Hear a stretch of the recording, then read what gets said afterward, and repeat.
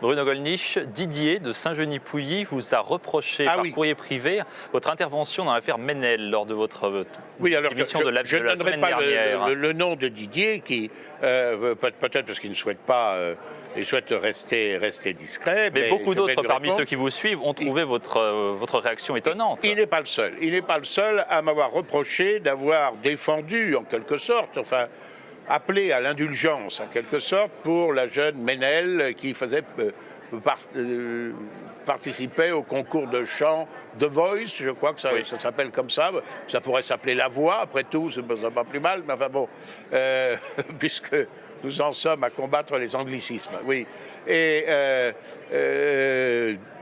Didier m'envoie une lettre dont je le remercie. Et il me prend quand même à partie de façon assez virulente, mais c'est tout à fait son droit. Et bien sûr, je lui répondrai. Alors, il me parle des propos criminels que cette jeune femme aurait laissés volontairement sur Twitter. Sur Twitter. Je ne suis pas certain que ce soit le cas, c'est peut-être lui qui a raison, mais moi il me semble au contraire que le problème c'est que Twitter c'est ineffaçable et que pratiquement ce sont les journalistes qui ont retrouvé ses propos. Il me dit qu'elle s'est félicitée des actes terroristes.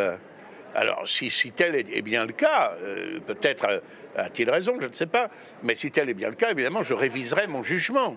Mais moi, dans les propos incriminés que j'ai vus, ce n'était pas cela. Il faut être quand même rigoureux.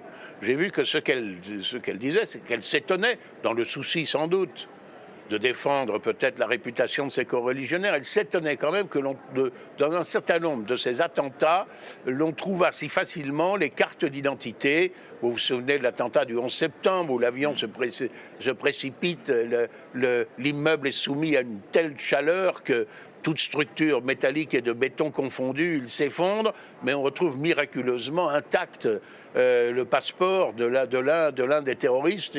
Bon, c'est peut-être vrai. Ce qui est vraisemblable est parfois vrai, mais c'est vrai qu'il y a des gens qui se posent des questions. Alors on a dit c'est abominable, cette jeune femme, elle verse dans le complotisme. Écoutez, moi je préfère qu'on soit un peu trop complotiste que pas assez. Alors, en revanche, je précise quand même un certain nombre de choses. D'abord, ce n'est pas moi qui ai fait venir en France Ménel et ses parents, sa famille et beaucoup d'autres, premièrement. Deuxièmement, on me dit... elle était enturbanée, ne laissant dépasser aucun cheveu, comme l'exige l'islam extrémiste. Je regrette beaucoup, j'ai vu les photos. L'islam extrémiste exige que les femmes soient voilées de la tête aux pieds. Et que c'est à peine si l'on peut voir leurs yeux, comme les talibans ou comme les salafistes en Arabie Saoudite. Bon, c'était pas quand même le cas. On me dit que... que me dit-on encore que nous sommes en guerre, bon, c'est certainement, et que nous devrions porter plainte contre elle pour incitation au meurtre. Si elle a incité au meurtre, je suis tout à fait d'accord pour que l'on porte plainte à ce moment-là contre elle. C'est le travail. D'ailleurs, il n'y a pas besoin que l'on porte plainte, c'est au parquet de s'en saisir. Mais moi, je n'ai pas vu d'incitation au meurtre. Je le regrette beaucoup. Alors, je sais que ça peut choquer. Je sais que ça peut choquer. Vous regrettez de ne pas avoir vu des incitations au meurtre? Non, je ne regrette absolument pas de ne pas avoir vu d'incitation au meurtre. Je dis que j'ai pris la défense, en quelque sorte, d'une jeune femme en disant non pas du tout de ses idées, ni de sa personne, ni de ses convictions, encore moins de ses convictions religieuses, mais qu'elle a après tout le droit d'avoir.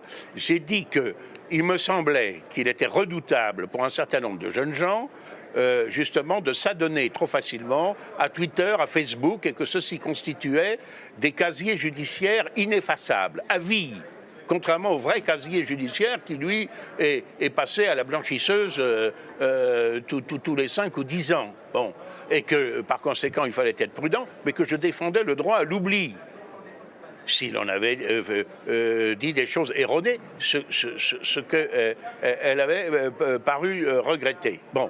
Deuxièmement, ce que j'ai dit, c'est que c'était un concours de chant et que je trouve assez redoutable la tendance qu'il y a à juger les gens d'après leurs opinions religieuses, politiques ou autres, dans des circonstances où cela n'a rien à faire.